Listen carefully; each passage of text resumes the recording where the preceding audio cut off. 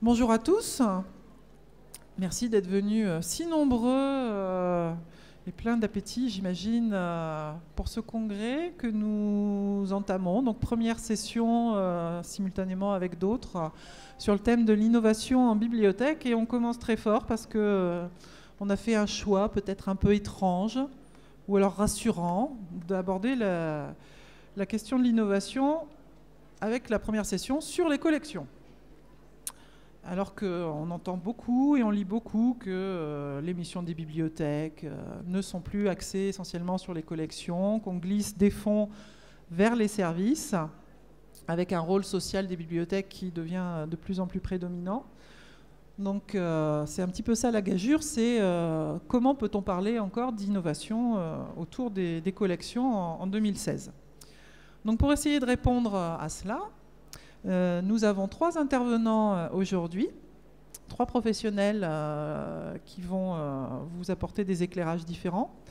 Notre premier orateur sera Olivier Legendre, archiviste paléographe, mais on l'aime bien quand même, qui a passé quelques années au CNRS comme ingénieur de recherche et qui travaille depuis 2009 à la bibliothèque universitaire de Clermont-Ferrand, où il est conservateur, directeur adjoint, responsable de la bibliothèque numérique et de la documentation électronique.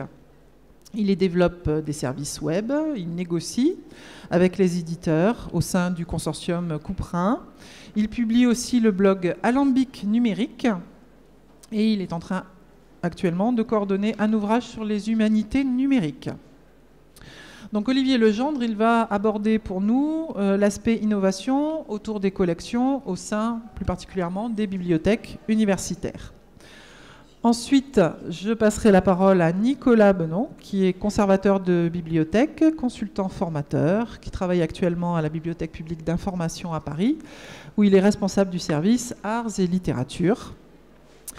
Vous le connaissez probablement comme auteur du blog professionnel Le Recueil Factice, ou aussi comme coordinateur de la traduction française du guide du design thinking en bibliothèque, publié chez IDEO en 2016 et sur lequel il aura l'occasion de revenir dans une autre session sur les publics. Donc il est parmi nous aujourd'hui parce qu'il a développé une observation, une analyse que je trouve à la fois rafraîchissante et percutante des collections atypiques qu'on peut trouver en bibliothèque, en France ou dans le monde. Je ne vais pas rentrer dans les détails parce que je veux lui laisser la primeur de toutes ces collections un petit peu particulières. Et enfin, nous passerons les frontières pour le dernier exemple avec une collègue donc, qui nous vient du Danemark, plus précisément des bibliothèques de Herning, Sarah Jorgensen. Une bibliothèque qui a fait des choix tout à fait insolites quant à l'organisation et la présentation de ses collections.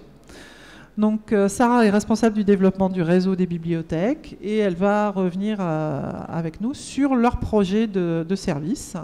Donc Sarah s'exprimera en anglais, mais son PowerPoint est traduit en français pour que vous ayez une compréhension plus facile. Et Sarah comprend à petit peu près le français, donc de toute façon, si vous avez des questions à la fin, bien sûr, on les traduira.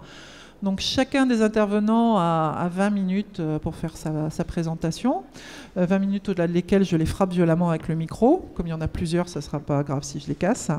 Et puis s'ils continuent, après ils sont privés de fromage auvergnat, c'est encore pire. Et ensuite, ça nous permettra d'avoir du temps pour que vous puissiez poser vos questions et qu'on puisse échanger tous ensemble. Donc je passe la parole à Olivier Legendre.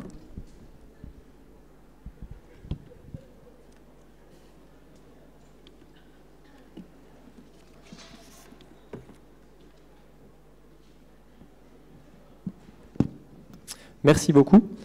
Alors, petit préambule que j'espère un petit peu innovant, j'aime pas le mot, alors on va dire original. Je m'engage solennellement à bannir de mon vocabulaire, de mon propos, les expressions suivantes. Nous vivons une époque charnière. Nous sommes à la croisée des chemins. Les bibliothèques sont à un tournant et il faut changer les mentalités. Voilà, j'ai été formé comme historien et l'histoire c'est une succession ininterrompue de charnières, de carrefours, de tournants et de transitions qui font changer les mentalités. Donc, je propose de poser la question dans l'autre sens. Quelles sont les transitions que nous vivons aujourd'hui ? J'en vois 3, et dont une en particulier qui nous invite à innover un peu. J'y reviendrai en conclusion.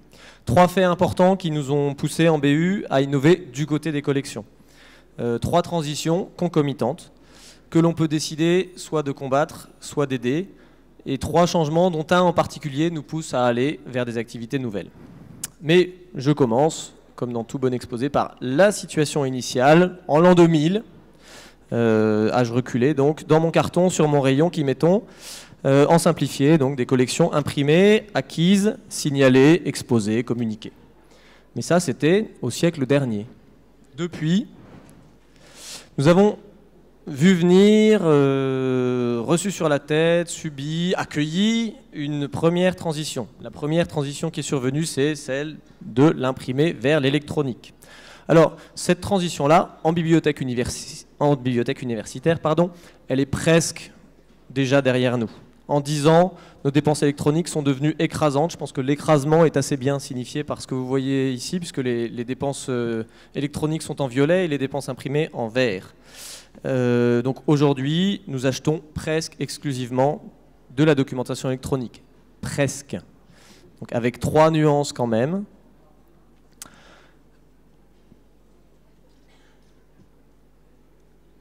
Vous n'aurez pas les nuances. Voilà. Petit zoom sur les nuances. Donc 3 nuances. C'est évidemment beaucoup plus vrai pour les revues et les bases de données que pour les livres. Donc vous avez je ne vous donne pas les chiffres en détail, mais vous avez en gros le cercle extérieur qui est constitué par les revues et les bases de données et le cercle intérieur par les livres, avec le bloc sombre et le bloc imprimé, et le bloc clair et le bloc électronique. Et c'est évidemment aussi beaucoup plus vrai pour les sciences exactes que pour les sciences humaines. Donc le cercle des sciences exactes est le cercle extérieur et le cercle des sciences humaines, le cercle intérieur. Et 3e nuance très importante, on n'aboutit évidemment pas à un paysage dit zéro papier. Il est vrai que ce qui entre dans nos collections est chaque année de plus en plus électronique et de moins en moins imprimé pour l'instant. Et nous n'avons pas, à ce jour, atteint de plancher. C'est-à-dire que le bloc carré continue d'écraser le bloc rond. Je pense que le plancher existe, mais nous n'avons pas encore les 2 pieds dessus. Voilà. Alors, est-ce qu'on a innové? Oui, c'est une innovation. Est-ce qu'on l'a choisi? Pas vraiment. En réalité, ce sont nos utilisateurs qui ont décidé, c'est-à-dire que les chercheurs se sont littéralement rués sur la documentation électronique, base de données d'abord, revue ensuite, et donc il n'était absolument pas question d'espérer leur faire consulter des revues papier dès lors que l'électronique existait, donc les BU ont suivi leurs utilisateurs, elles ont acheté ce que voulaient les chercheurs de l'électronique. D'où 2 conséquences quand même, puisqu'on a innové, mais on n'a pas décidé de l'innovation, mais on a suivi le mouvement avec le zèle qu'un bibliothécaire sait déployer pour servir son utilisateur. Donc 2 conséquences, une première un peu du côté de la technique, on a appris à maîtriser des outils numériques, donc le proxy, l'outil de découverte, le RMS, Electronic Resource Management System, les statistiques, etc. Voilà, tous ces outils qui sont des outils d'accès, des outils de signalement des ressources électroniques qui étaient intéressants. Et puis, plutôt du côté de la pratique professionnelle, on a innové en allant vers la négociation, voilà, la connaissance du circuit de l'édition, des enjeux économiques, des enjeux d'évaluation des scientifiques aussi, qui sont très très importants et qui sont un facteur très important dans ce monde-là. Voilà, donc ça, c'était les conséquences dans notre métier des innovations demandées activement par nos utilisateurs. Bon, je ne vais pas m'étendre sur cette transition parce que chacun en a entendu parler 1 million de fois de la transition de l'imprimé vers l'électronique. Et donc, je transite sans transition vers la transition numéro 2, qui est une transition qui va, pour simplifier, du payant au gratuit. C'est l'avènement du libre accès à l'information scientifique. Open access pour les chercheurs mondialisés, c'est-à-dire tous. Alors la définition, si certains ne la connaissent pas, le libre accès, c'est la diffusion sans paiement, sans barrière, sans condition, sans authentification, la diffusion en ligne, on the web, des contenus numériques publiés. Si vous allez consulter la revue Science en ligne, vous arrivez jusqu'au site de la revue, vous n'arriverez pas jusqu'à l'article parce que la revue est en accès abonné. Si vous allez sur le site PLOS, Public Library of Science, vous arrivez sur le site, vous allez dans les articles et vous avez des milliers d'articles en accès libre. C'est la science à votre portée comme lecteur, que vous soyez ou pas universitaire, chercheur, etc. Donc nos collections sont de plus en plus en libre accès, ce qui signifie, soit dit en passant, que ce ne sont plus nos collections. Alors, la transition vers l'open access, c'est une transition voulue. Elle a été voulue d'abord par les scientifiques. Vous avez une photo de la déclaration de Berlin là, sur la partie gauche, 2003, parce qu'ils ont vu tout de suite dans le web un outil de choix pour la grande conversation scientifique. Voilà, l'échange de la science, il se fait par les articles, et si les articles sont directement sur le web, c'est quand même plus commode. C'était voulu aussi passionnément par les bibliothécaires jusqu'à il y a encore très peu de temps, parce que le libre accès, c'est gratuit. Et donc, c'était l'espoir. Demain, on s'abonne gratis. Voilà, ça c'était la partie transition choisie. Donc le consortium Couperin que vous voyez à l'écran là a beaucoup milité et continue de beaucoup militer pour l'open access. C'est aussi une transition subie. Pourquoi? Parce que l'open access est en train de se mettre en place et qu'est-ce qui se passe? Le modèle économique qui prédomine, c'est le modèle auteur-payeur. Il consolide le pouvoir économique des éditeurs, au moins en sciences, technologies et médecine. C'est moins vrai ailleurs. Donc aucun espoir pour les chercheurs d'assainir le circuit. Tant que leur carrière dépend de leur score de publication, et Dieu sait qu'elle en dépend, ils publieront à n'importe quel prix. Pour vous donner une idée, un auteur peut débourser aujourd'hui facilement jusqu'à 5 000 $ pour publier un article en open access. Et évidemment, aucun espoir pour les bibliothécaires de diminuer la facture. On continue de payer les abonnements, et pendant ce temps-là, les auteurs commencent à dépenser de l'argent pour publier. Et quelquefois, les auteurs payent pour libérer un article dans une revue à laquelle nous sommes abonnés. Ça s'appelle l'hybride. Et donc on paye 2 fois. Alors, quelques modèles intéressants ont quand même vu le jour avec l'implication des bibliothécaires dans le domaine de l'open access. Je vous cite 2 exemples. Le modèle freemium, donc illustré en France par le bloc Open Edition, qui est rattaché à l'université d'Aix-Marseille de mémoire.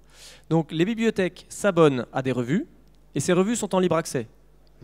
C'est stupide, vous payez du gratuit. Bon, c'est du freemium. Donc, même si on n'est pas abonné, on a accès, mais si on paye, on a la satisfaction de soutenir des revues en libre accès et l'accès à des services supplémentaires, téléchargement des PDF, statistiques d'utilisation, etc., etc. Le prix est suffisamment modique pour que les bibliothèques consentent à payer le prix, et surtout, elles savent qu'elles financent une publication en libre accès en système sain, c'est-à-dire qu'on ne fait pas payer les auteurs. C'est un abonnement pas très cher et les articles sont accessibles pour tout le monde. Voilà. Ça, c'est un système qui a eu pas mal de succès auprès des bibliothèques. Il marche très bien en sciences humaines où les enjeux économiques sont assez faibles. Pas du tout en sciences dures, en médecine. C'est pas grave. Deuxième modèle qui existe et qui semble aussi démarrer avec un certain succès, c'est illustré par Knowledge Unlatched. Donc c'est aussi un système d'achat par les bibliothèques. Vous avez un livre électronique qui est publié. Les bibliothèques l'achètent pour y accéder. Et quand, je ne sais pas, 20, 30, 50, 100 bibliothèques dans le monde l'ont acheté, cet ouvrage est libéré en libre accès. Voilà. Donc c'est la même chose, ça se fonde sur à la fois un mélange entre la politique documentaire des bibliothèques qui veulent accéder et puis un soutien au libre accès qui est presque dans les gènes des bibliothécaires en université. Donc ça marche. Voilà sur la transition, la seconde transition, donc imprimé vers électronique, payant vers gratuit, pardon. Mais en fait, le véritable enjeu, c'est, si on y arrive, de comprendre et d'assimiler ces 2 premières transitions pour se lancer dans la troisième. Donc, pardon, je ne suis pas encore 3e dan de Prési. Donc une transition de l'imprimé vers l'électronique plus 1 plus 2 égale 3, ça vous le saviez, mais ce que vous ne savez pas, c'est que la 3e transition, c'est celle qui nous mène de l'acquis au produit. Alors là, cette fois, il s'agit bien d'innover. Hein. Ça, c'est vraiment quelque chose qu'on ne faisait pas du tout. La production, c'est une nouvelle branche qui pousse sur le tronc des bibliothèques et à mes yeux, pour les BU au moins, c'est vraiment le défi de la décennie qui vient. Elle a peut-être déjà commencé, de la décennie en cours. Il est clair que nous aurons de moins en moins de documentation acquise. Ça, c'est évident parce que ça coûte de plus en plus cher, vraiment beaucoup plus cher chaque année, et que nous n'avons vraiment pas plus d'argent chaque année. Donc ça, c'est clair, on va acheter de moins en moins. Et de toute façon, de plus en plus, ce sont les auteurs qui vont payer pour publier, et pas les lecteurs pour lire. Une fois que toutes les revues seront en libre accès, et nous voulons qu'elles le soient, quand elles seront toutes en libre accès, nous n'aurons plus rien à acheter. Voilà. Donc ça, notre travail ne sera plus ça. C'est pas fait, mais l'horizon 2020, c'est quand même bientôt. Donc ça, a priori, on ne fera plus. Mais en revanche, il est très clair, et c'est déjà commencé, que nous aurons de plus en plus à produire de la documentation. C'est-à-dire soit à mettre en ligne les documents produits par nos chercheurs ou les universitaires en général, les universités en général, soit carrément à les aider directement à les publier. Alors, on peut décomposer cette idée générale de la production en bibliothèque en plusieurs branchettes, puisque c'est la branche de la production. Alors ça va être la branchette ou le rameau. C'est pas mal le rameau, non? Donc le rameau 1 de la production, c'est la première branchette. En fait, c'est la vieille branche. C'est la branche de la bibliothèque numérisée. On prend des fonds qui existent, on met de la numérisation dessus, on rajoute un peu d'accès libre et ça donne une bibliothèque virtuelle. Donc ça, je pense que ça existe depuis assez longtemps. Ça a existé bien avant en bibliothèque publique par rapport aux universitaires même. Mais voilà, les universitaires le font aussi, peuvent le faire et disposent de fonds intéressants. Donc il y a des fonds anciens. Tolosana, je pense que c'est une bibliothèque publique.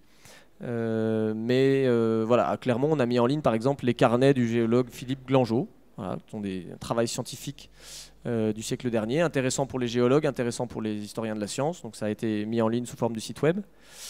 On peut aussi penser à des fonds thématiques. Voilà, c'est une autre expérimentation tentée à Clermont-Ferrand sur le fonds Basse-Terre, qui est un fonds très intéressant de littérature jeunesse, une collection. Et donc, on a numérisé au kilomètre des fascicules de littérature jeunesse au titre quand même assez réjouissant, je trouve. J'aimerais aimer, seul dans la vie, au-dessus de l'amour, je ne veux pas aimer, être princesse. Enfin, Routes incertaines est une bonne conclusion, je trouve, pour cette présentation.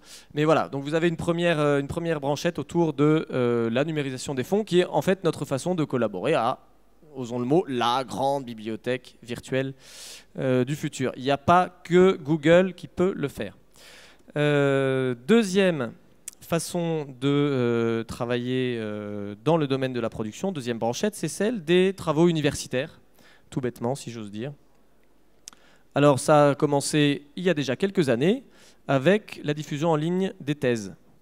2006, je crois, texte réglementaire, ne me demandez pas si c'est un arrêté, une loi ou un décret, instaurant le dépôt électronique des thèses. Ensuite suivi dans les universités par petits paquets par la validation en conseil local pour mettre en place le circuit, etc. Et depuis 2010 à Clermont et dans la plupart des universités dans les années qui ont précédé ou suivi, les thèses sont déposées sur une clé USB à la bibliothèque qui les traite dans un circuit national de dépôt, de signalement, et qui les met en ligne, soit dans la plateforme développée par le CNRS qui s'appelle TEL, thèse en ligne, soit dans toute autre plateforme locale. Voilà. En tout cas, il y a aujourd'hui plusieurs dizaines de milliers de thèses qui sont en ligne, et ça, c'est le travail des bibliothécaires. Donc c'était le début, si vous voulez, de la bibliothèque de production. Et puis ça suit, puisqu'on a fait les thèses, pourquoi pas faire les thèses d'exercice, les HDR, les mémoires d'école d'ingénieurs, les mémoires de master, etc. Donc ça se fait, ça démarre tout doucement. C'est une grande masse à traiter, elle ne sera pas traitée de façon exhaustive. En général, on commence par s'entendre avec une école. Alors, vous nous donnez tous les mémoires au-dessus de 15, et puis on les met en ligne, et puis les autres, non. Parce que ça encombrerait les étagères, ça ne va pas encombrer nos serveurs, c'est pas la peine. Mais voilà, l'idée générale est celle-là. En tout cas, le traitement se fait, et donc il y a toute une masse de production scientifique qui va comme ça être mise au jour et proposée dans une bibliothèque, qui sera une bibliothèque mondiale, mais qui sera constituée par les bibliothécaires. Chacun pour son université va contribuer à ce grand ensemble. C'est assez intéressant. Et puis évidemment, ça marche pour les thèses, ça marche pour les mémoires et ça marche pour les articles. Les chercheurs ont publié, ils ont publié dans Science, ils ont publié dans Nature, et ils sont ravis de prendre leur papier et de le déposer dans l'archive ouverte de leur établissement. Bien sûr, ça n'est qu'une copie, mais enfin, c'est gratuitement accessible. Et si, c'est légal en plus. Enfin, ça va le devenir bientôt. Non, sérieusement, c'est totalement légal de déposer une copie de son article publié et qui est derrière une barrière commerciale chez un éditeur dans un dépôt d'archives ouvertes. Ça contribue à la visibilité du travail du chercheur, ça contribue à la visibilité de l'institution à laquelle il appartient, ça contribue à nourrir une grande bibliothèque virtuelle mondiale de travaux scientifiques, alors qu'on ne peut pas savoir si ça ne va pas disparaître un jour les plateformes des éditeurs. Voilà pour la deuxième branche. Deuxième branchette, deuxième rameau. Et la troisième, c'est celle du soutien direct à l'édition. Alors là aussi, je ne vais pas vous raconter qu'on a fini le travail, hein. On a commencé à travailler à Clermont-Ferrand avec les presses universitaires, la MSH. On a constitué le pôle d'édition numérique et on travaille à encourager la publication en open access par ce biais-là. Ça passe par des migrations de revues existantes vers revue.org. Ça passe par une veille sur les modèles existants. Par exemple, Epicence, donc il y a un gigantesque dépôt d'archives ouvertes et puis des revues qui sont assises dessus. Celui qui veut soumettre un article, il dépose un article dans l'archive, il est relu et quand il est validé, il est publié dans l'archive. C'est très économe comme système, très intéressant. On peut expérimenter des outils, donc on expérimente à Clermont Open Journal System qui permet de suivre tout le flux éditorial et qui est un outil libre en plus, donc à la satisfaction d'aider les chercheurs, de le faire en utilisant le libre et de produire du libre accès. Voilà, donc là on est vraiment dans un paysage qui est, je pense, un domaine par excellence de l'innovation. Maintenant, 2 remarques pour conclure. Vous n'avez pas eu de paléoanthropologie ce matin, vous y couperez pas, vous aurez de la paléontologie pour conclure. Ma lecture du moment, vous n'avez pas de chance, c'est la théorie de l'évolution relue par Teilhard de Chardin, jésuite, paléontologue et auvergnat. Si un des qualificatifs vous déplaît, personne n'est parfait, moi j'ai rien contre les paléontologues.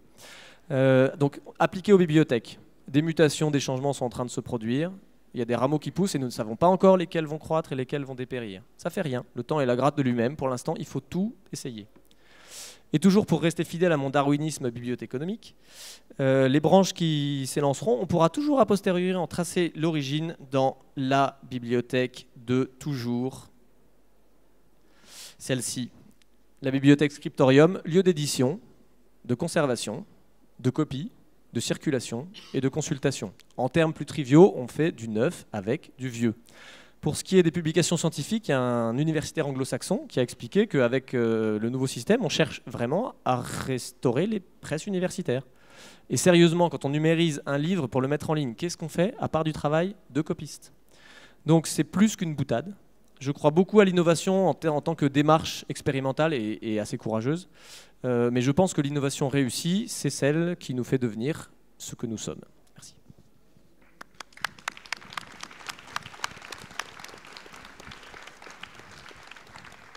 Merci. Merci Olivier. Merci aussi d'avoir tenu le temps impeccable, même 1 minute d'avance. Donc ça va nous permettre de débrancher un câble pour le passer. J'espère qu'il sera assez long pour aller...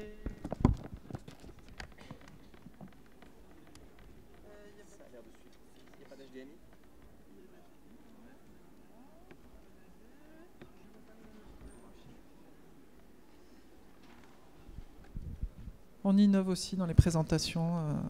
Voilà. Oui. Donc la parole est à Nicolas Bedon. Oui, donc vous m'entendez? Oui. Donc Anne m'a demandé de vous parler de collections atypiques en bibliothèque. C'est un sujet que j'ai abordé à travers plusieurs billets sur mon blog professionnel. Et avant de rentrer dans le vif du sujet et d'expliquer ce que j'entends par là, collection atypique, je vous propose un petit quiz rapide. Ce sont des questions rhétoriques parce que je ne pense pas que vous aurez la réponse. Où sommes-nous? Donc vous ne voyez peut-être pas très bien sur l'écran, mais on voit des tenailles, des marteaux, des outils, peut-être un magasin de bricolage. Non, nous sommes à la bibliothèque publique de Berkeley, dans la section outils.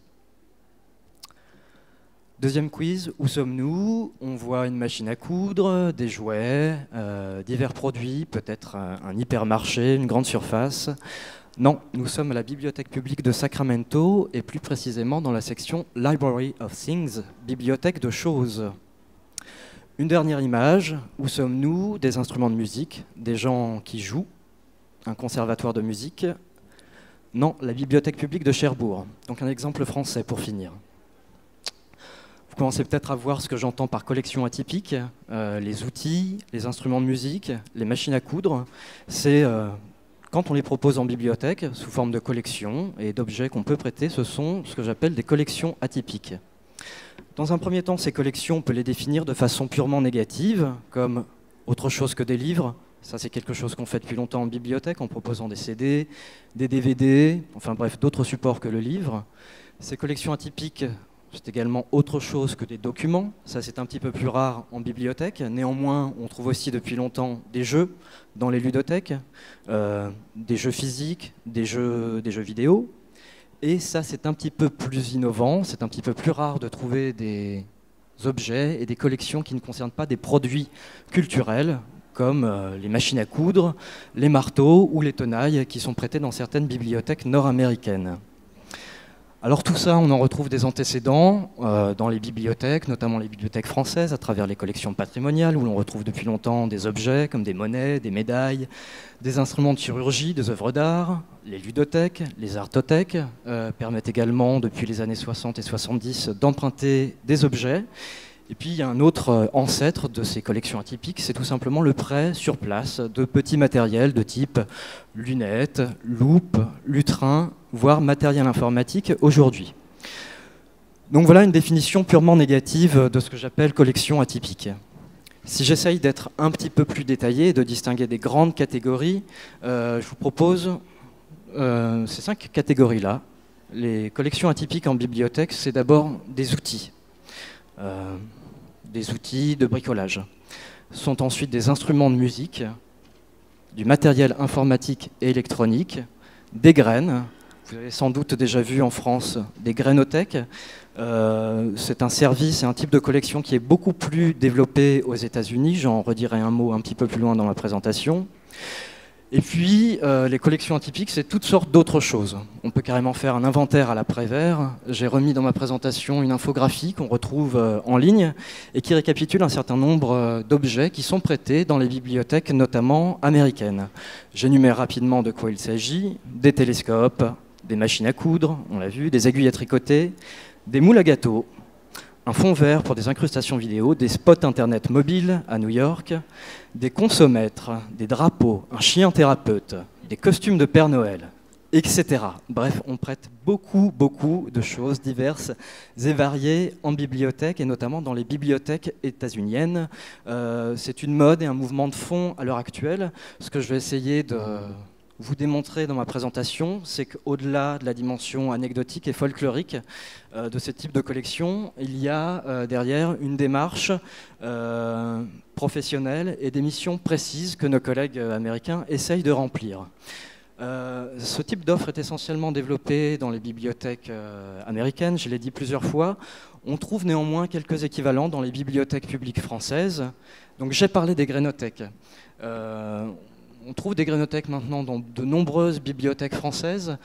Ces grainothèques sont assez différentes de celles qu'on retrouve aux États-Unis. Les grainothèques françaises reposent sur un principe qui est proche du book crossing. Les gens déposent des graines, d'autres personnes les ramassent et l'étagère ou la caisse s'alimente de cette manière. Aux États-Unis, on retrouve de véritables collections de graines. Alors, comment prêter des objets comme des graines qui sont périssables par nature, en demandant aux usagers de recueillir des semences paysannes et en leur demandant de compléter la collection en ramenant les nouvelles graines qu'ils auront récoltées après avoir fait pousser des plantes ou des légumes. Donc les collections et les grainothèques que l'on trouve aux États-Unis sont des collections pérennes, de véritables collections avec des catalogues, à l'inverse des grainothèques que l'on trouve en France. Il y a un autre type d'offre qui se développe en France et qui correspond davantage à ma définition des collections atypiques, c'est le prêt d'instruments de musique, qui existe depuis une dizaine d'années dans certaines bibliothèques, notamment de régions parisiennes. Au cours de ces derniers mois, les bibliothèques municipales de Toulouse et de Cherbourg ont commencé à prêter des instruments de musique. Et puis, depuis ce mois-ci, la bibliothèque Yourcenar à Paris prête également des instruments de musique, essentiellement des cordes. Dernier type de collection atypique que l'on retrouve en bibliothèque, et notamment en bibliothèque universitaire. J'ai pris un exemple qui vient d'Angers, où les étudiants peuvent emprunter des ordinateurs, des liseuses, des chargeurs, des casques, des souris, des dictaphones.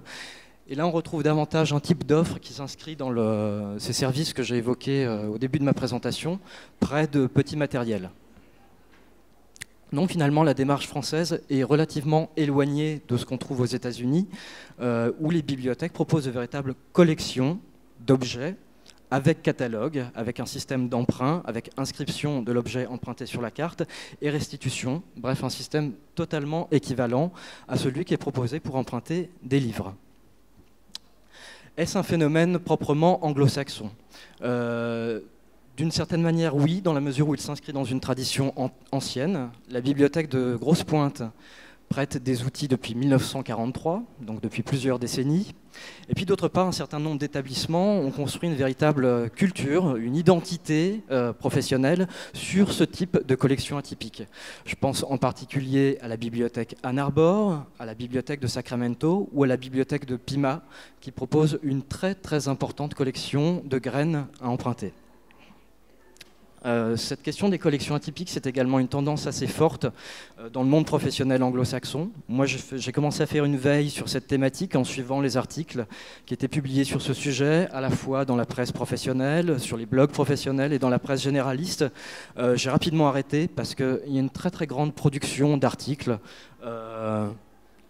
une quinzaine par an, et c'est un sujet dont on parle beaucoup en ce moment de l'autre côté de l'Atlantique.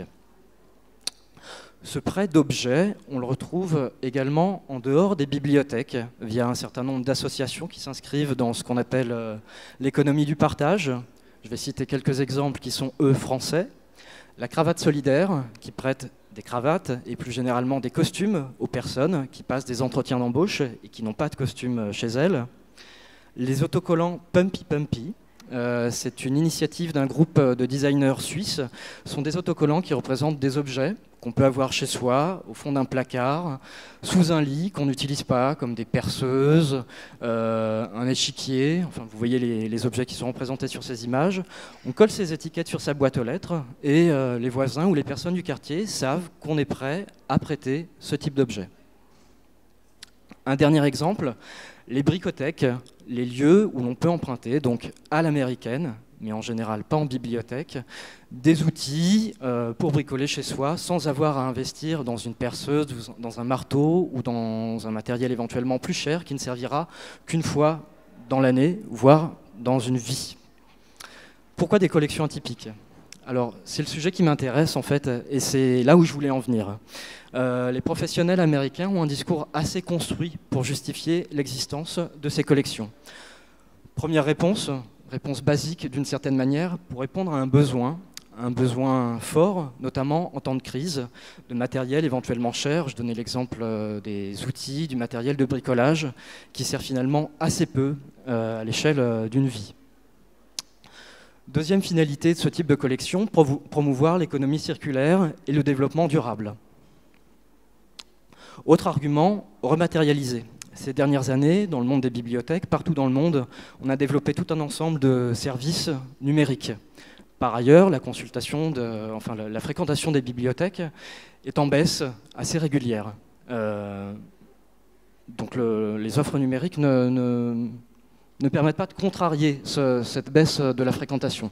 A l'inverse, on peut estimer que les dispositifs de téléchargement légal ou illégal, ont un impact sur la fréquentation des bibliothèques et que finalement, ce qu'on appelle la dématérialisation nous nuit d'une certaine manière.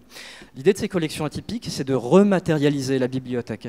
Comme le disent les collègues d'Ann Arbor, qui prêtent des télescopes, des machines à coudre, etc., on ne peut pas télécharger un télescope.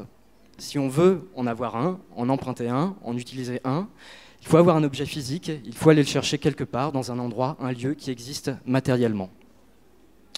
Et puis, dernier argument qui est peut-être un petit peu plus intéressant et subtil, les collections atypiques, c'est un moyen de remplir la mission traditionnelle des bibliothèques. Alors, quelle mission ? Je vous ai présenté sur mon PowerPoint quelques extraits de politiques documentaires de bibliothèques américaines. Je vais passer rapidement dessus. Ce qui est intéressant de voir dans ces phrases, c'est que le livre n'apparaît pas en tant que tel. À Chattanooga, la bibliothèque est un lieu de formation tout au long de la vie. À Seattle, la bibliothèque est un endroit qui réunit des gens, des informations et des idées au profit de la communauté. À Cleveland, la bibliothèque est un lieu d'enseignement divers et inclusif pour la communauté. Donc finalement, les bibliothèques nord-américaines se définissent déjà depuis longtemps sans faire référence spécifiquement aux livres, mais plutôt à des missions plus générales, éducatives, de divertissement, d'enrichissement de la communauté, Finalement, le prêt de collection atypique s'inscrit dans cette mission traditionnelle. C'est ce que souligne Eline Heiberger, qui est directeur de la bibliothèque Ann Arbor, que vous connaissez peut-être parce que c'est un bibliothécaire très innovant et qui écrit notamment depuis longtemps sur la place des jeux vidéo en bibliothèque. Et il estime notamment que le prêt d'objets est une mission nouvelle uniquement si vous avez une vision étroite des bibliothèques. Étroite, c'est-à-dire limitée aux livres papier, aux livres physiques. Les bibliothèques ont toujours permis d'accéder à des ressources rares et difficiles à trouver. Des livres, mais plus généralement des informations ou des outils, parce qu'un livre est également un outil. Donc selon Eline Heiberger, ce n'est plus le cas des livres à présent, ce ne sont plus des ressources rares et difficiles à trouver, c'est la raison pour laquelle l'usage des collections évolue. Alors comme on est en France et que je suis un petit peu curieux, j'ai jeté un œil sur différentes chartes professionnelles, différents textes de politique documentaire pour voir si dans nos objectifs, dans nos missions, on citait ou pas les livres et la lecture. Alors en général, on les cite, oui. Donc je n'ai pas trouvé d'exemple français littéralement équivalent à ces missions très générales telles que les définissent les Américains. Néanmoins, dans notre culture professionnelle, j'ai trouvé ce schéma que vous connaissez peut-être, qui a longtemps été diffusé dans les textes et les manuels de Thierry Giappiconi, qui réinscrit la bibliothèque et les bibliothèques publiques dans un contexte plus général de politique publique. Le schéma est un petit peu compliqué, tout ce qui m'intéresse, c'est le point de départ, enjeu public, problème, et le point d'arrivée, effet. La bibliothèque publique, si on la considère du point de vue le plus général possible, c'est un outil au service d'une politique publique. Une politique publique, c'est un instrument qui permet, après avoir identifié des problèmes, de les résoudre en ayant un impact sur un territoire ou sur un public. Si on définit la bibliothèque de cette façon-là, on n'a pas besoin de faire référence au livre. Le livre reste un outil pour atteindre certains objectifs, pour avoir un impact, notamment éducatif, sur un public ou un territoire, mais d'autres outils sont possibles. Et les collections atypiques peuvent remplir finalement la même fonction que les collections imprimées pour développer la formation tout au long de la vie, l'éducation, la culture, etc. Donc là, j'ai essayé de rattacher finalement l'inconnu au connu en réinscrivant ces nouvelles collections atypiques aux missions traditionnelles des bibliothèques publiques. On peut imaginer d'aller un petit peu au-delà et d'imaginer quelque chose d'un petit peu plus innovant. Le prêt de collection atypique en bibliothèque, finalement, correspond à un schéma assez traditionnel, si on envisage la bibliothèque comme un réseau social. Un schéma où la bibliothèque est un centre au milieu d'un réseau. Vous pouvez le voir sur ce schéma, chaque point peut être considéré comme un usager, la bibliothèque est au centre. Les bibliothèques vont à la bibliothèque qui propose une offre centrale de livres, d'outils ou autres. Les usagers les empruntent et les restituent à la bibliothèque. L'économie du partage que j'ai évoquée au cours de ma présentation, elle repose sur un schéma différent, sur un réseau distribué. Souvent, on reste sur, par exemple, dans le prêt d'outils au sein des bricothèques, on repose toujours sur un principe de collection, mais la collection n'est pas centralisée dans un lieu unique qui serait la bricothèque ou la bibliothèque. La collection est partout chez les usagers. Et le lieu qui coordonne le prêt a une fonction de hub et de mise en contact entre chacun des usagers qui peut échanger, prêter les documents, les livres éventuellement, mais aussi les outils qui sont chez lui, au sein d'un réseau qui n'est pas centralisé, mais qui est distribué. Alors c'est peut-être un petit peu abstrait, et je n'ai pas d'exemple de bibliothèque qui fonctionne comme ça, qui propose des collections atypiques. Néanmoins, vous avez un exemple en Bretagne, à la médiathèque de Languidic, qui a développé un service qui ne repose pas sur des collections, mais sur un système d'échange de savoir et de compétences. À Languidic, les usagers s'inscrivent, ils participent à un réseau social qui s'appelle Steeple. Ils signalent qu'ils ont une compétence, un savoir, qu'ils peuvent proposer un service qu'ils sont prêts à partager avec d'autres usagers. Et la bibliothèque met en contact ces différents usagers pour que la personne qui a quelque chose à proposer puisse répondre aux besoins d'un autre usager de la bibliothèque. La bibliothèque a une simple fonction de mise en commun, et finalement, ce qui se trouve derrière l'idée de collection atypique, au-delà des images un petit peu folkloriques et pittoresques que j'ai présentées au début de ma présentation, c'est cette idée d'un changement de modèle, d'un passage d'une bibliothèque centralisée, avec des collections qui sont centralisées dans la bibliothèque, à un modèle de bibliothèque et de collections distribuées, inspirées de l'économie du partage et de l'économie collaborative. Voilà.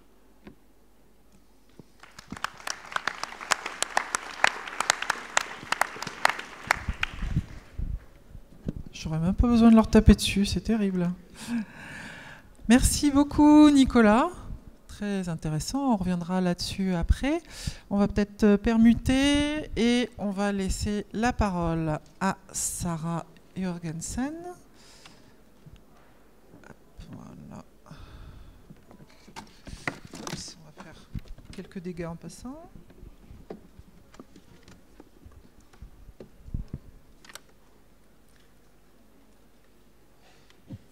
Alors, on va déjà...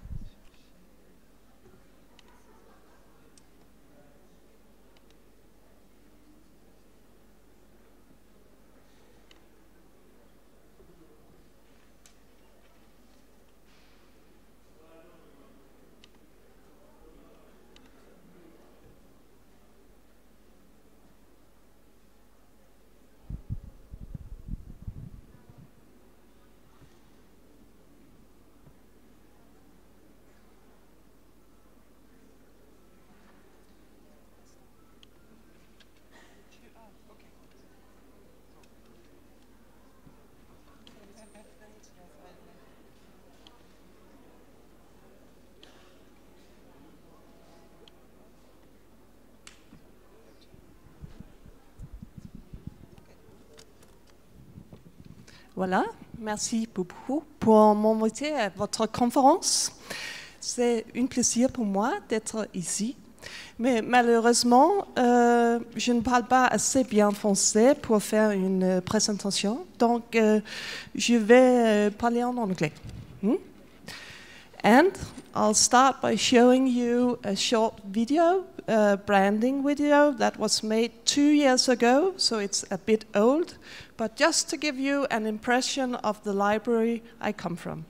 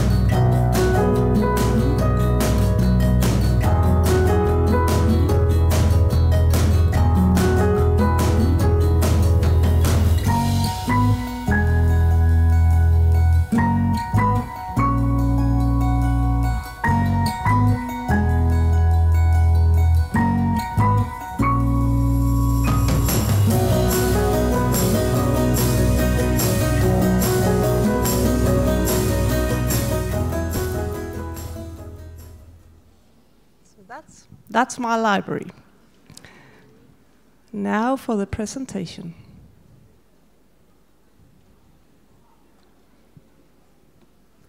which is translated into French.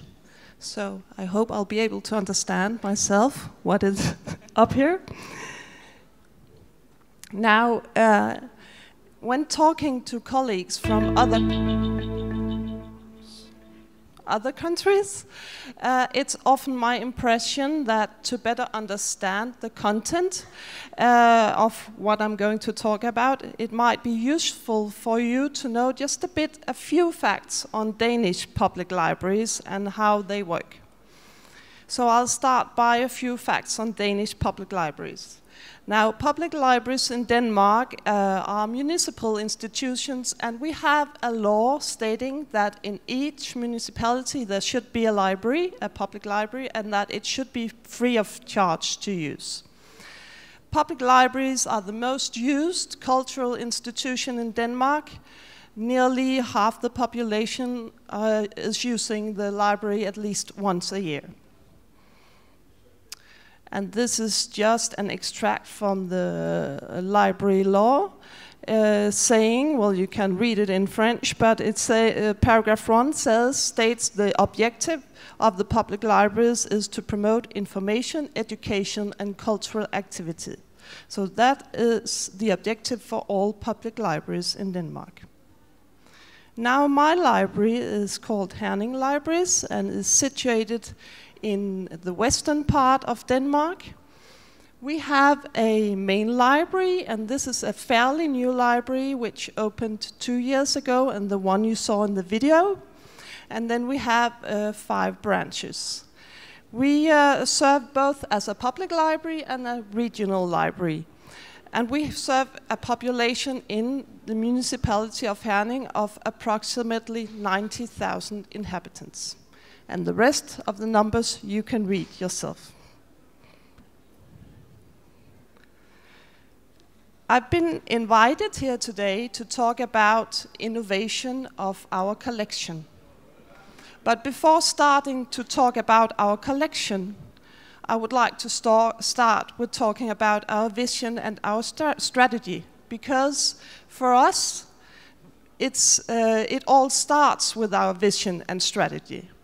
Our vision is to be a cornerstone in our local society. We want to support active citizenship, community, and diversity.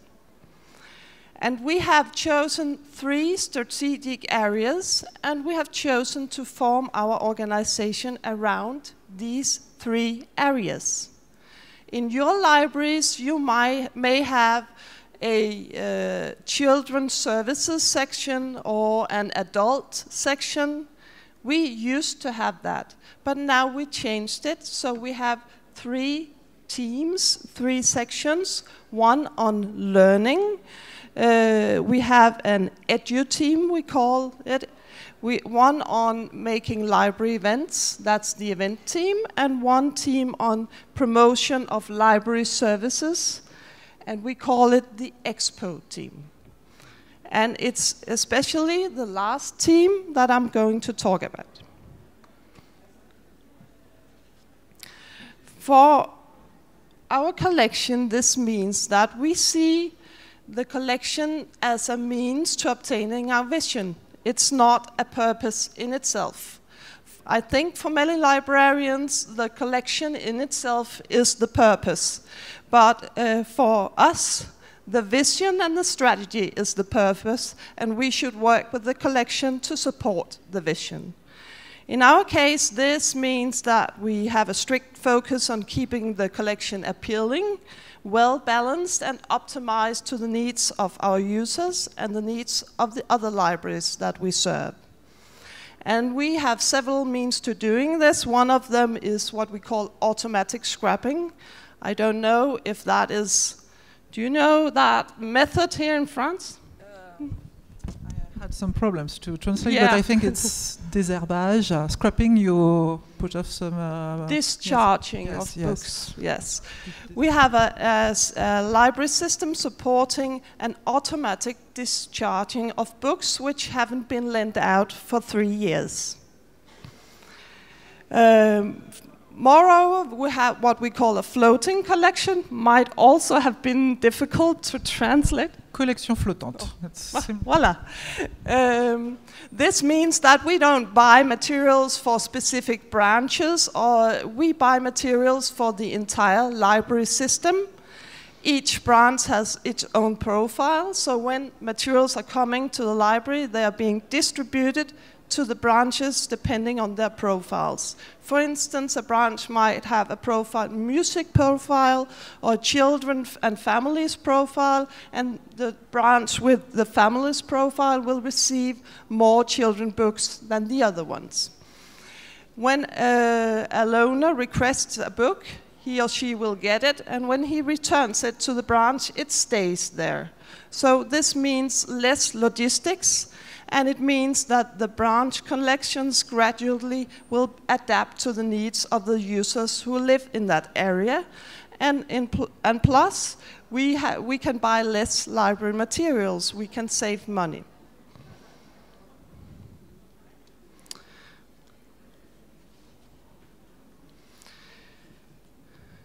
Perhaps when you saw the video, you saw that there were no shelves in the street area.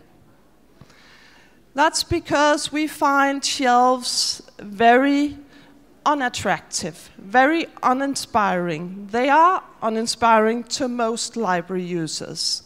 And we would like to have a library, as I stated before, that supports the community, and not only the heavy readers, not only those loving to dig in between shelves. So what we chose was to put 90% of our library materials in the basement and 10% in displays and exhibitions in street level. And this is what it looks like. You can see there are no shelves. At the right, you can see an example of a display or exhibition point, and you can see one in the middle of the picture as well. You can overlook the entire library, and there's place for inspiration and library events. This is a dive into the deep, and you can see the shelves, and that is where we have 90% of our library materials.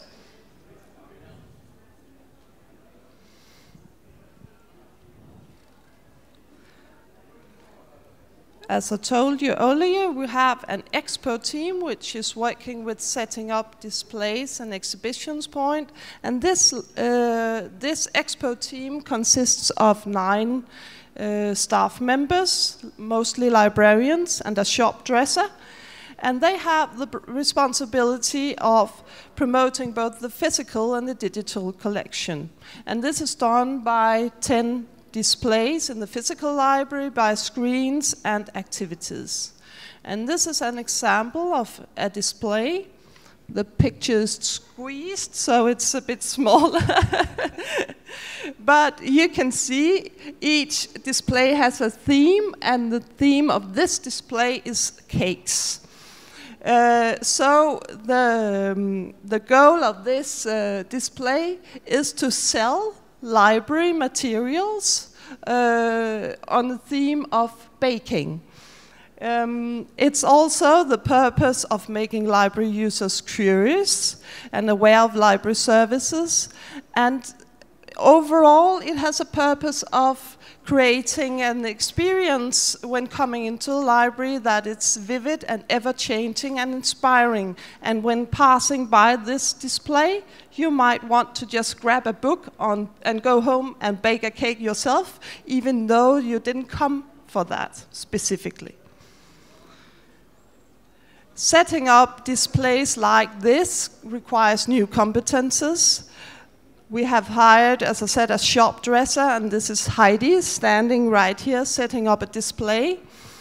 But the entire team have been taking some courses in sales techniques, in notching, in digital communication skills, interior design, various display techniques, etc.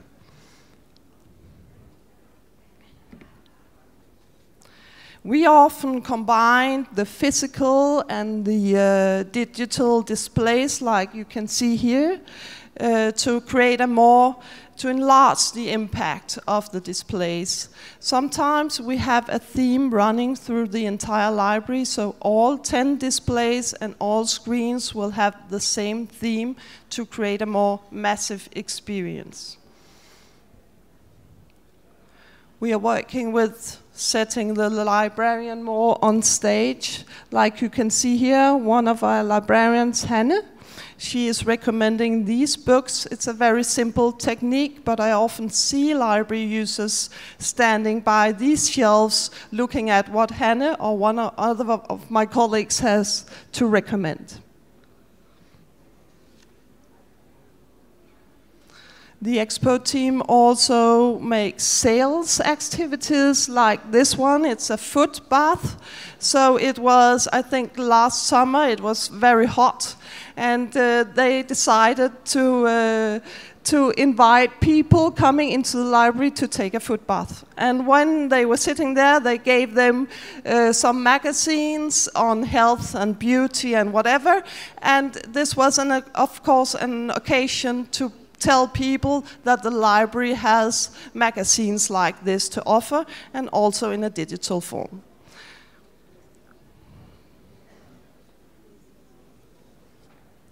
The usual displays are set up and stays there for approximately 3 weeks. But we also have some smaller displays changing more rapidly. We call them ad hoc displays. And they change according to current themes.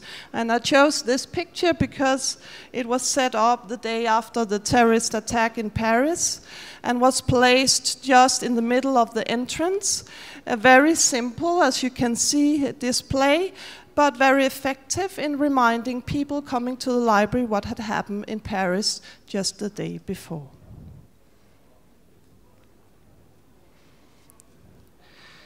The Expo team has a goal of a circulation rate of a minimum of 40%. They measure how many of the materials placed in the displays are being lent out. So at least 40% of materials placed in the displays should be lent out. And as you can see in the graph beneath, they are well over that. They are more at 50 or 60% of the library materials in displays are being lent out.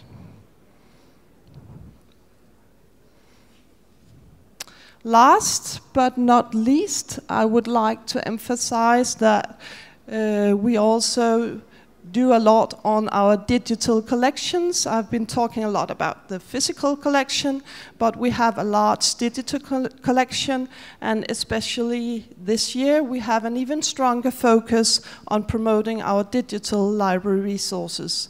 We say we are building a new library. We are building a new digital library, and in our case this means that we are building a new library website. This will be like our main library, and we have branches at Facebook and Twitter, Instagram, school, intranets, etc. Right now we are preparing the content of this new digital library.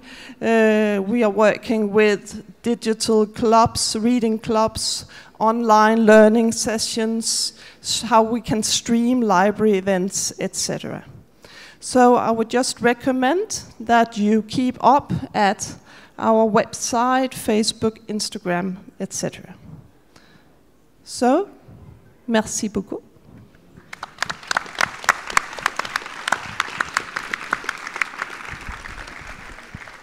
Merci Sarah.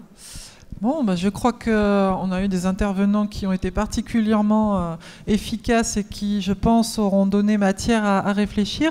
Avant de faire passer les micros dans la salle, je voulais donner une petite information par rapport à l'intervention de Nicolas sur les collections atypiques.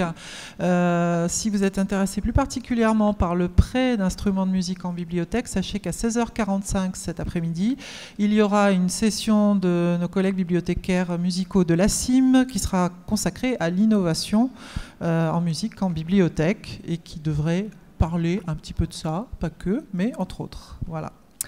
Est-ce que nous avons des questions dans la salle pour l'un ou l'autre de nos intervenants? Ou est-ce que vous êtes tous tellement scotchés que vous ne... Voilà, non. Sophie, vas-y. Oui, alors merci Sarah, parce qu'en fait, votre présentation, c'est tellement bien, c'est tellement évident, voilà. Et alors, ça fait rêver, ça, et je me pose à chaque fois la question quand je vois ce type de présentation, c'est est-ce que c'est pas plus facile d'innover quand on a une base saine et solide, comme une loi sur les bibliothèques? Je la pose peut-être pas spécialement à Sarah parce que ça va être compliqué pour elle de répondre. Mais Nicolas?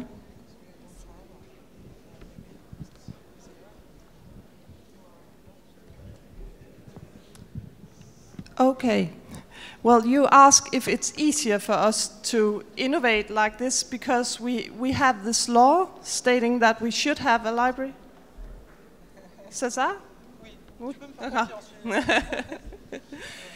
I don't think so. I don't think it's easier for us to make innovation than for any other organization. I mean, it depends on the mindset and the vision of the people working there, not on the library law. Voilà, ça dépend de la mentalité et de la vision qu'ont les gens qui travaillent dans la bibliothèque, de comment adapter aussi cette loi. Parce que, est-ce que vous considérez que ce genre de choses, nous, on ne pourrait pas le faire dans les bibliothèques françaises ou... Oui, on ne peut pas ou oui, on pourrait? Oui, on pourrait. Oui, on pourrait. Est-ce que moi, j'étais très intéressée par cette histoire de fonds flottants. Je sais qu'il y a déjà des expériences en France qui le pratiquent. Et pour moi, je faisais un petit peu le lien avec ce dont tu parlais, Nicolas, de passer d'un réseau centralisé à un réseau distribué. Tu disais, on n'a pas encore d'exemple en France, mais est-ce que c'est pas un premier début où les bibliothèques sont là, mais en fait, les documents circulent parce que les usagers les ont demandés et la bibliothèque devient peut-être un peu passive. Enfin, elle sélectionne les documents, mais les documents circulent sans qu'on ait besoin d'intervenir. Et c'est peut-être le début de cette distribution qui se fait. Non, la bibliothèque ne devient pas passive, au contraire, elle met en relation des gens, ce qui est la chose la plus difficile du monde en fait.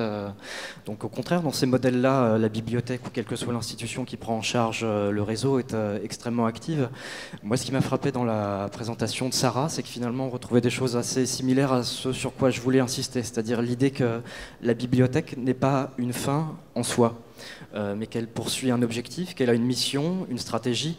Et en effet, c'est là qu'on retrouve le fait qu'une loi aide beaucoup à avoir une vision et une base sur laquelle développer un service ou une offre nouvelle ou innovante. C'est souvent ça qui nous manque, je pense. Pas des compétences, pas des moyens, mais une vision et une stratégie qui permettent de proposer ce genre d'offres.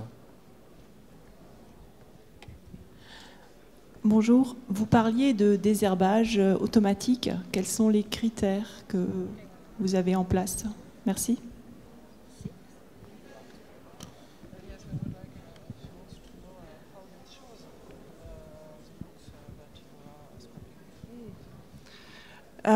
This is not my central area of competence.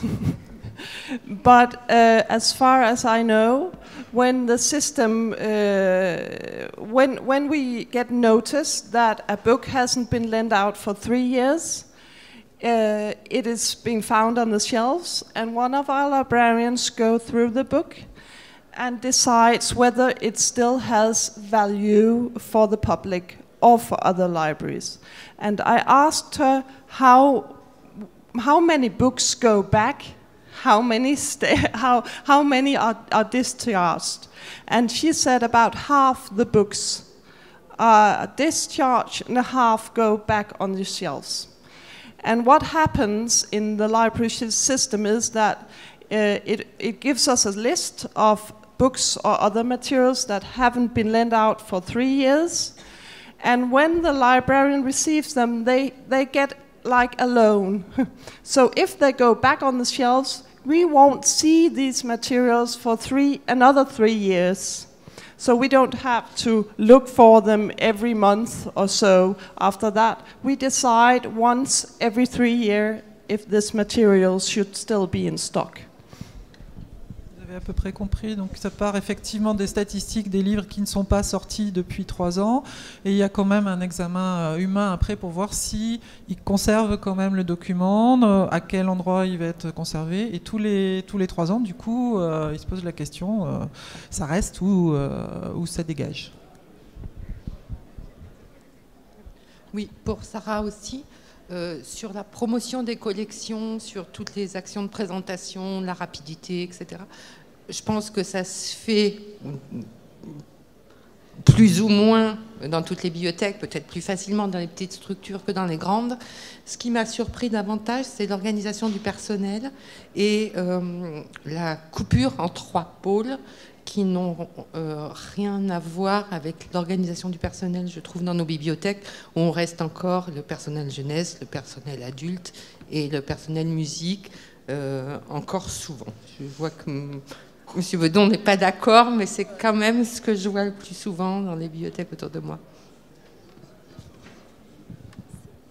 Thank you for that question, because that was one of my main points, that we decided that for us that it was important to form the organization around our strategy. So if you have a strong strategy and something you really want your library to move on, you should adjust your organization to support that.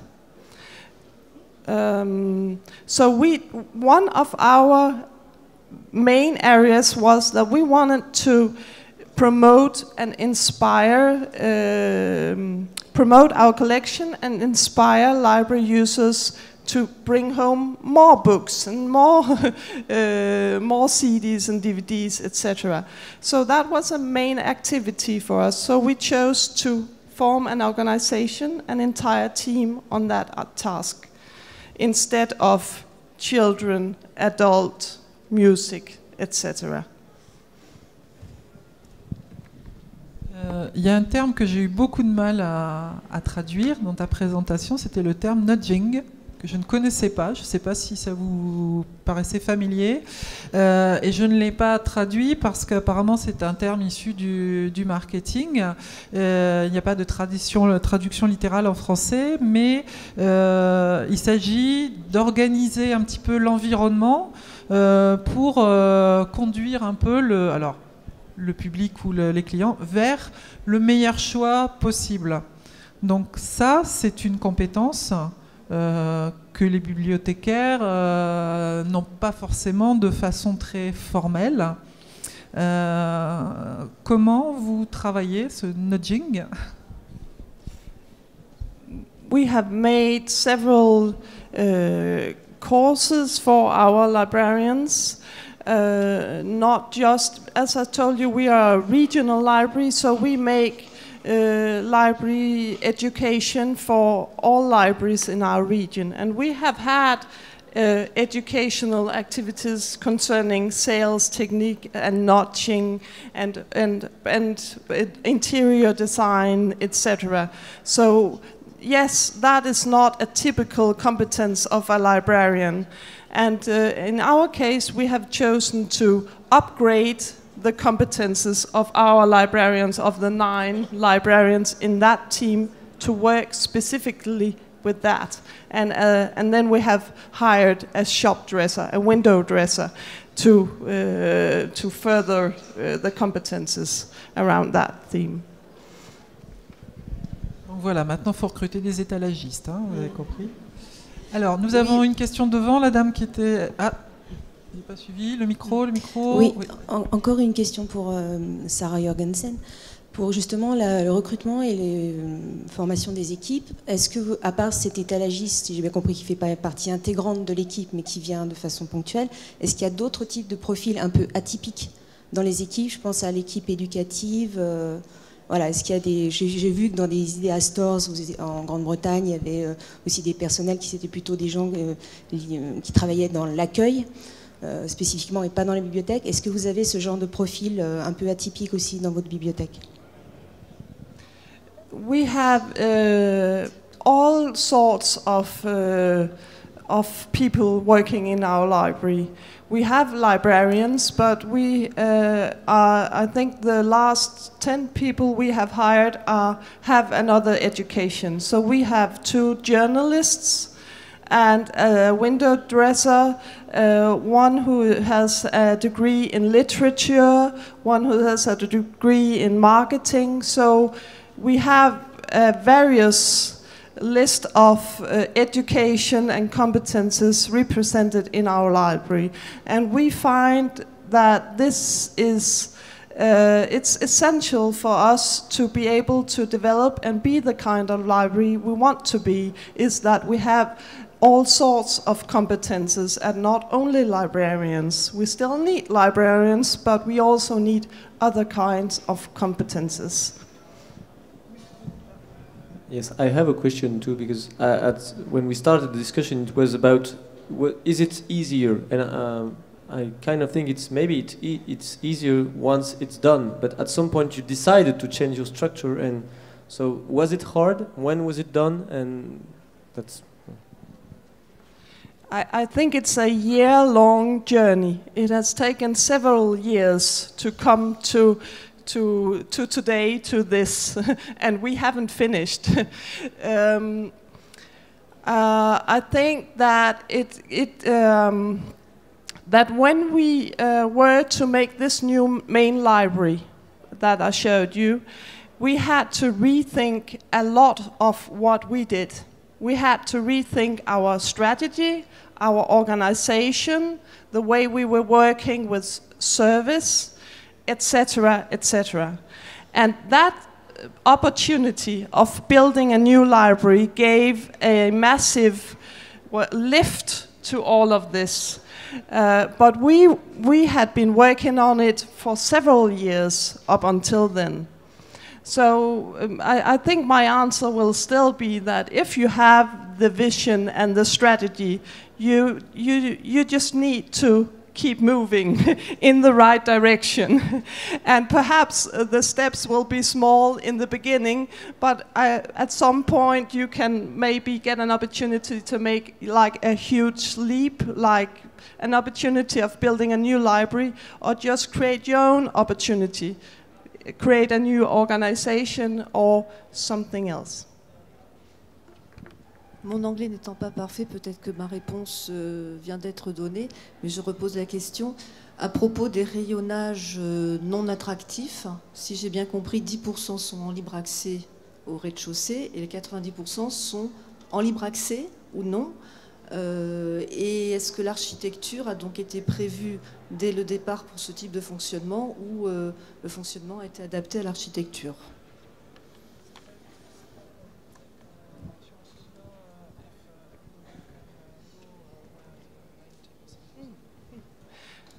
Yes, it's all accessible. You can go downstairs, it's all open to the public. Et est-ce que l'architecture, dès le départ, a été prévue pour ce type de cette organisation? Yes. This library is a renovated building. It wasn't originally, it was a supermarket. But when we were about to renovate it, we decided that we wanted 90% of the materials in the basement. So in that way, the building is designed for having 90% in the basement. And of course, we think that in time, if we see a decrease in the number of physical materials and an increase in digital materials, we can at some point perhaps use that space in the basement for other kinds of things. So it's easy when we have placed 90% on shelves in the basement. If we see a decline in the number of books, we can easily use that space for other things. C'est bon pour la réponse? Bonjour. Are you an average library or a classical library, or are you an exception? Yes, in your country, I mean. Oh, I have a Danish colleague sitting over here. I'm eager to comment on that. Because Herning is a really good library. But we have a lot of good libraries in Denmark. And this development that Sarah so brilliantly has told you about, that is a sort of a general movement in the Danish setting of libraries. And she is really, really right when she says it's all about the mindset. It's all about the culture. It's not about the legislation. And it's not about the money. It's about, if you got it in your head, you can do it. You can do it. Ok, on a compris le message. Une petite info en passant, les groupes régionaux Nord-Pas-de-Calais, Picardie et Île-de-France de l'ABF devraient organiser l'année prochaine un voyage d'études au Danemark, si vous voulez aller voir ça de plus près. Et avec un peu de chance, il y aura Herning et peut-être Aarhus aussi dans les destinations. Est-ce qu'il y a d'autres questions? Moi j'ai une question pour Olivier Legendre, effectivement, donc qui nous...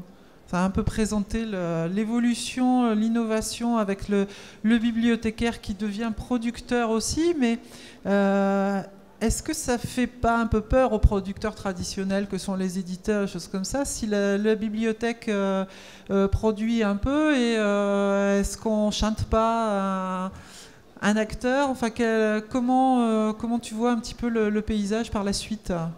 Alors, c'est tendu, c'est très tendu. Très exactement, c'est pas tout à fait comme ça que ça se passe. Très exactement, les éditeurs... alors, je ne fais pas de procès, je connais personne dans l'édition, mais je lis beaucoup, j'achète des livres, je ne suis pas pour le piratage, etc. C'est pas la question. Mais les éditeurs ont un business, ils défendent leur business et ils le défendent très efficacement. Je parle encore une fois pas ici, d'ailleurs particulièrement des éditeurs français, mais dans le monde de l'édition scientifique, qui est un monde à part, gouverné par des règles qui ne sont pas logiques en économie. Dans ce monde-là, il y a de très gros éditeurs qui maîtrisent le système parce qu'ils se sont débrouillés pour que tout publiant soit obligé de passer par eux à un moment donné. Donc c'est comme ça aujourd'hui avec le système de l'abonnement, et demain ce sera probablement comme ça, je ne le souhaite pas, mais je pense que c'est comme ça que ça va se faire avec le système de l'auteur-payeur, puisqu'il possède les revues qui aujourd'hui font la notoriété des auteurs. Donc aujourd'hui les auteurs payent par leur bibliothèque pour lire ces revues, demain ils payeront par leur laboratoire pour publier dedans. Ça ne changera pas, et c'est relativement encouragé par les politiques publiques, puisqu'on s'est fixé un objectif très ambitieux de passage à l'open access global en 2020. Pour y arriver à ce rythme-là, il nous faut l'aide des éditeurs, et ils sont tout prêts à nous la fournir, puisque ça leur rapportera beaucoup plus d'argent de faire payer les auteurs que les lecteurs. Donc voilà, ça c'est comme ça que ça va se passer. Donc nous, notre rôle là-dedans, il est en fait de restaurer à titre expérimental, symbolique, militant si on veut, mais j'aime pas trop le terme dans le monde professionnel, un circuit court, mais qui est un circuit totalement pertinent sur le plan scientifique. Donc c'est pas une invention de bibliothécaire, c'est une invention de scientifique, et je pense que à l'université et dans les structures de recherche, le devoir des bibliothécaires est évidemment de se mettre à la disposition des scientifiques qui veulent défendre de tels projets. Voilà, c'est un peu comme ça que ça... Mais si la concurrence existe un jour, ce sera que les scientifiques auront décidé de quitter le circuit actuel pour aller vers le nôtre. Et donc à ce moment-là, elle cessera d'exister du fait même que le business n'existera plus. Tant que le business existe, les bibliothèques ne sont pas un danger pour les éditeurs. Et il y avait le point aussi très... Oui. I just have a comment for Nicholas on the Library of Things. That actually in Denmark we have some libraries you can lend out people. Yes. Different kinds of people that you would have pre-justice, well, how do you say it?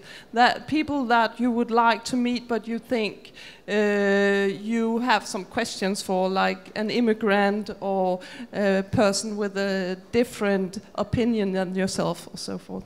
Oui, nous avons cette expérience aussi en France, nous appelons ça les bibliothèques vivantes. Voilà. Oui, effectivement, il s'agit. Je ne sais pas s'il y a d'autres questions dans la salle, parce qu'on est à quelques minutes de la fin de la session.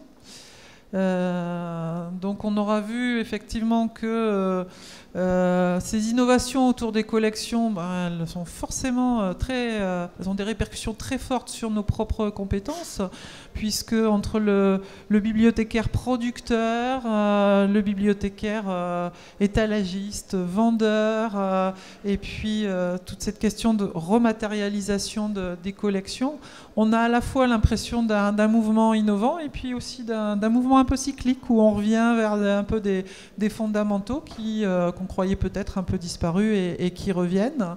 Donc bien sûr, on va avoir besoin de nouvelles compétences ou de compétences enrichies aussi, puisque on n'a pas forcément une coupure très nette entre les bibliothécaires d'un côté et puis les autres professionnels de l'autre. Je pense qu'il s'agit peut-être plus pour nous d'apprendre à faire les choses autrement. Mais en tout cas, c'était très intéressant. Merci à nos 3 intervenants pour ce beau panel. Et effectivement, on voit que d'un point de vue collection, on a encore des innovations qui se font, et ça, c'est très réjouissant.